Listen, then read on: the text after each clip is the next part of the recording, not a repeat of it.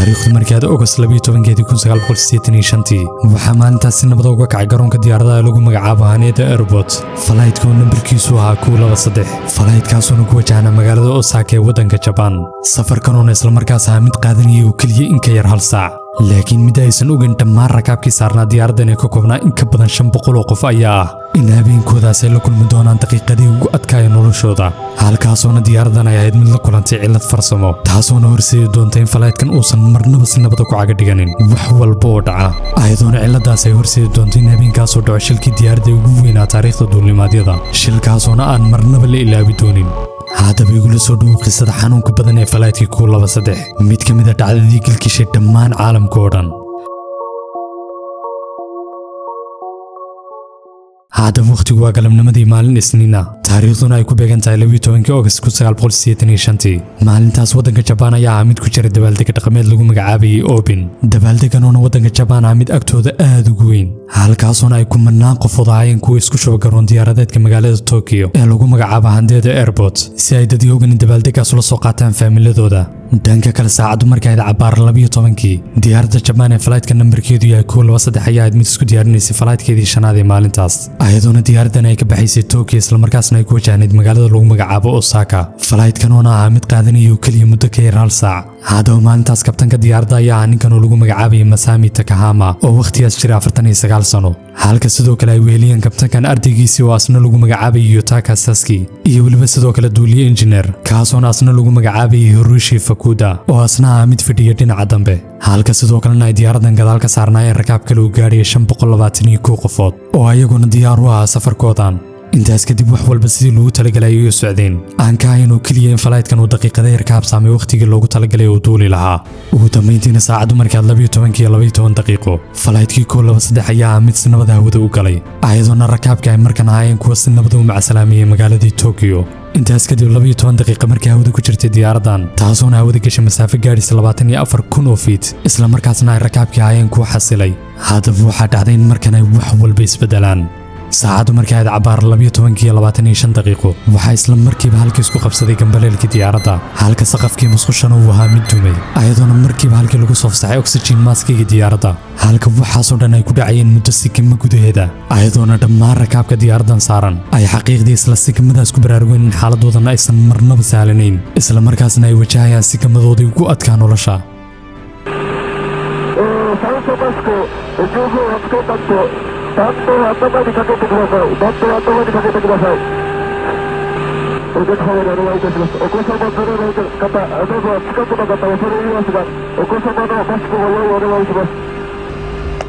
hadaba waqti xaadirkan la joogo kabtanada diyaaradda ayaa kuwa ku baraarugeen markan ay wax walba faraha ka sii baxayaan halka diyaaraddan ay ahayd mid aan gebi ahaanba la kantarooli karin intaas kadib waxaa dhacday in markan kabtanadii la amray in diyaaradda ay u celiyaan Haneda Airport iyo waliba meesha ay ka soo duuleen si ay halkaas cagadhigasho emergency ugu sameeyaan laakiin kabtankii koowaad ee diyaaradda lagu magacaabay Takahama ayaa ahaa mid aan gebi ahaanba keelin amarkan ah inay u laabtaan Haneda Airport asagoona aaminsanaa in xal kale la raadiyo isla markaasna aan lagu cadaadin inay meeshaas u laabtaan laakiin warkaasoo dhan waxba lagama soo qaadin ayadoona waaxdii agayaasha ay markan ku adkaysteen go'aankoodii halkaasuna Takahama ku qasbanaaday inuu raaco amarkii dhanka kale markaan nimaadna ciladii soo gaartay diyaaraddan ayaa ahayd in dhammaan afarta leen ee hydraulics loo yaqaano kuwaasoo ku yaalay baadadka diyaaradda ay ahaayeen kuwa waxyeeloobay ayagoona isla markaas aan ahayn kuwa sidii la rabay u shaqaynayay halka mid waxaasoo dhan ka darneyd ayba ahayd in sidoo kale uu xitaa xasiliyay diyaaradda waa mid gebi ahaanba burburay oo diyaaraddan ayaaba waqti xaadirkan ahaydba mid bilaa xasilooni ah ayadoona inay dib u laabtaan sidoo kalena meesha ay ka soo duuleen ku caga dhigtaan ayba markan ahayd midaan gebi ahaanba caqliga lahayn waa kan sawirkii ugu dambeeyay isla waqtigaas laga qaaday rakaabkii diyaaradda sawirkan oo muujinaya waqtigaas ay diyaaraddu ahayd mid la kulmaysay xaaladaas aadka u adag ayadoona sida muuqata ay oxygenadii ayaan ku gebi ahaanba la soo fasaxay halka dhanka kalena nasiib xumo uu agabkan ahaa mid xadidan isla markaasna haynayay kaliya waqti kooban iyo inta ay diyaaraddu si degdeg uga caga dhiganayso waxyaataba laakiin mid aysan dhammaan rakaabkii saarnaa diyaaraddan aysan ahayn kuwa ku baraarugsan ayaa ah in diyaaraddan ay saaran yihiin ay ku sugan tahay xaaladda loo yaqaano fugate cycle oo xaaladdan ayaa ah in kabtanadu aysan haba yaraatay wax awood u lahayn xakamaynta diyaaradda ayagoona isla markaas ah kuwa isdhiibay oo arrinku markan faroodaba uu ka baxay oo dhanka kale diyaaraddu markan sinaba diyaar uguma ahayn inay hoos u degto alxaasil waa adigoo gaadhi bilaa seerna bilaa breeka saaran isla markaasna sugaya oo kaliya waqtigii uu shilka geli lahaa haddaba diyaaradan ayuu xaalkeedu sidaas la mid ahaa ayadoona daqiiqadii xigtay ahayd mid mar hoos u dhacda halka marka kalena ay kor soo kacaysay oo daqiiqadii xigay oo dhan diyaaradan ayaa ahayd mid sidaa ku socota iyo inay ayadu iskeed isku maamulaysay ayadoona si walba ay kabtanada isugu dayaan inay diyaaradan u celiyaan haneeda airport ay dhanka kalena diyaaradan ay mid dankeeda hawsheeda kasii wadata halkaasoo inay gebi ahaanba diidaneyd in la xakameeyo waxay daqiiqadu socdaanba saacadu markii ku beegnayd cabaar 12:40 daqiiqo waxaa dhacdeen markan caqabadii hore ayba soo weelisay caqabad kale taasoona ahayd in diyaaradda ayba markan ahayd mid dhinac isku rogaysay halka sidoo kalena ayba markan ahayd mid marba marka ku sii xigto oo sudhac sii samaynaysay ilaa ugu dambeyntii ay kasoo gaadhay magaalada lagu magacaabo Utsuki halkaasoona ay ahaayeen kuwa gebi ahaanba magaaladii ku dul wareega 360 digrii ayadoona daqiiqadaha xiga ayba markan wax walba halkii isku bedeli doonaan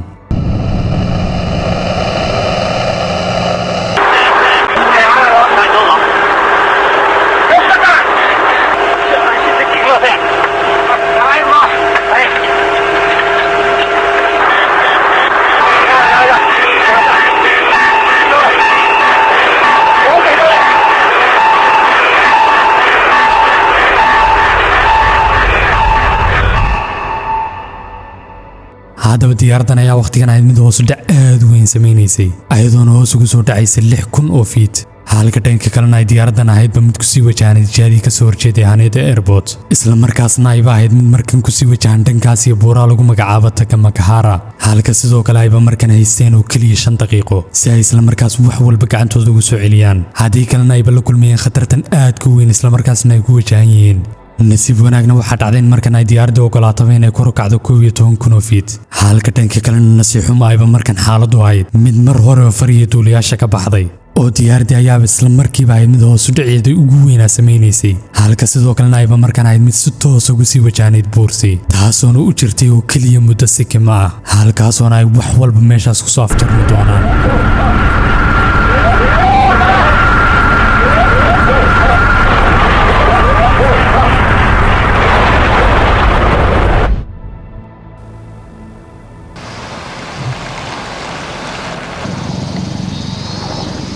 intaas kadib tuulo yar oo lagu magacaabo GFUna ayaa ahayd mid ku baraarugtay ur iyo weliba qiiqistaba jooga halka dhanka kalena ay hawadu ahayd mid ay dul heehaabeen diyaarada helikabtar oo ay saarnaayeen wargeysiga iyo weliba ciidanada badbaadada kuwaasoona kor ka arkayay wax walba halka dhulkana ay tuuladii ahayd mid markiiba isku diyaarisay inay ka war doonaan waxa ka dhacay buurtan agtooda ah ayagoona isku shubay basaskii iyo weliba gaadiidkii tuulada ayadoona uusan qofna waqtigaas ahayn mid og waxa meeshaas ka dhacay dhanka kale markaan usoo laabana dhankii iyo buuraha waxaa dhacaysay in haraagii flightkii 23 uu ahaa mid gubanayay oo diyaaraddii ayaa ahayd mid gebi ahaanba baaba'day halka sidaas lamidana uu xitaa dhulkii ku hareersanaa waa mid waxyeeladu ay gaadhay asagoona muujinay waxaa argagaxalay ee meeshaas ka dhacay ayadoona natiijada xanuunka badan ee shilkan ay ahayd in 524 qofood ee habeenkaas saarnaa diyaaradan ay ka badbaadeen oo keliya 4 qofood halka dhammaan 520 kale ee habeenkaas halkii ku nafwaayeen midaanoona dhacdadan ka dhigtay dhacdadii shil diyaaradeed ee ugu khasaarada badnayd abid taariikhda marka la eego tirada dhimashada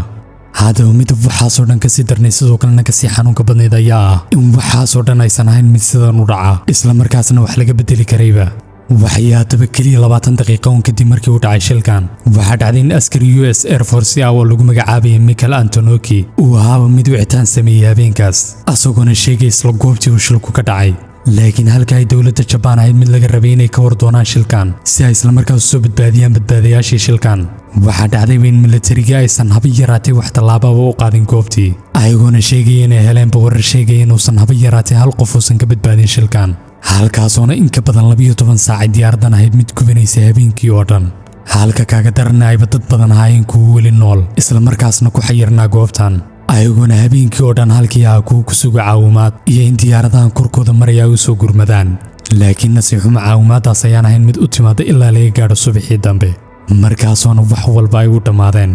mid ka mid ah 4 badbaade ee shilkan oo lagu magacaabay Yumi Ocha ayaa ahayd mid ka hadashay wixii ay la kulmeen habeenkaas ay shilka galeen ayadoona sheegtay in habeenkaas oo dhan ay maqlaysay ooyinta caruur aad u yaryar iyo weliba qeylada dadkii waaweynaa isla markaasna la barooranayay xanuunkii awgii kuwaasuna marka sii dambeysay codkooda ah mid sii laciifa ilaa ugu dambeyntii saacado kadib uu codkaasi ah mid gebi ahaanba isku bedela aamusnaan dabcanna dhammaan dadkan ayaa ah kuwa ay ugu dambeyntii ay dhimashadu aamusayso kadib markii ay waayeen wax caawiya isla markaasna u gurmada ilaa ugu dambeyntii ay ka yimaadaan ciidamadii badbaadayaasha kuwaasoona ay ku qaadatay in goobtan ay soo gaadhaan muddo ka badan 12 saac laakiin waa xillima waa maray meeshan guud ahaan bay isku beddeshay wada qabuuro isla markaasna ay 4 qofood yihiin dadka ay noloshu ku hadhay ayadoona dhacdadan kadib uu dhakhtar Jabaaniis ah mid tilmaamay in haddii ay dhici lahayd in gargaarku uu yimaado goobtan uu shilku ka dhacay 10 saac ka hor ay dhici lahayd in badbaadiyaashu intaas ka sii badan lahaayeen midaanoona nasiixuma aan dhicin intaas kadib sanadada xigay kadib markii uu dhacay shilkan waxaa dhacday in qofna uusan ku safarin diyaaradii Japan Air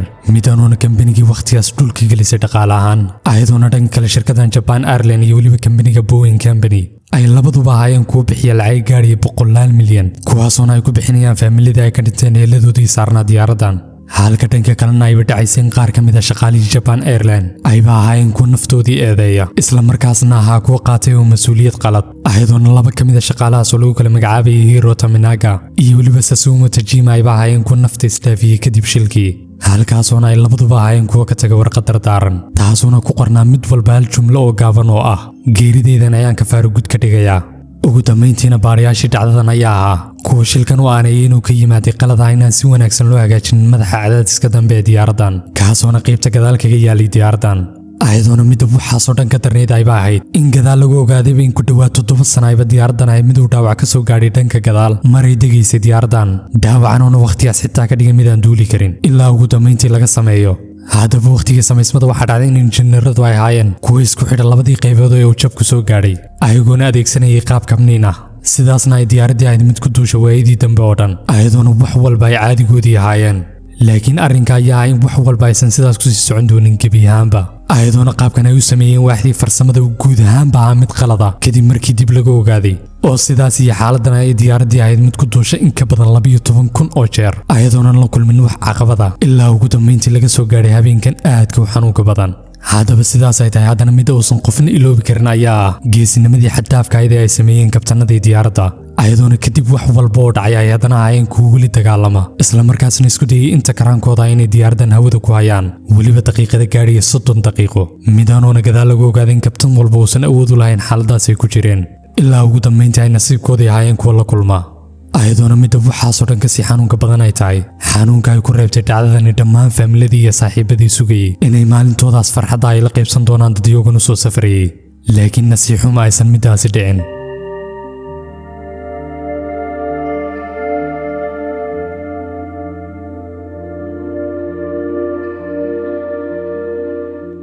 haddaba saaxiibayaal haddii muuqaalku ku cajab geliyo fadlan ha ilaawin inaad like saarato muuqaalka iyo midda ugu muhiimsan waa inaad notification-ka furato si isla markaas aad u hesho muuqaaladan xiisaha badan ee aan kusoo gudbino channelka adigoona sidoo kale ka wardoonaya muuqaaladii hore ee xiisaha badnaa ee aan kusoo gudbino channelka haddii aadan horey u soo daawanin ku dhufa thumbnail-adan shaashada kaaga muuqan doona halkaas ayaa inoo ballanaa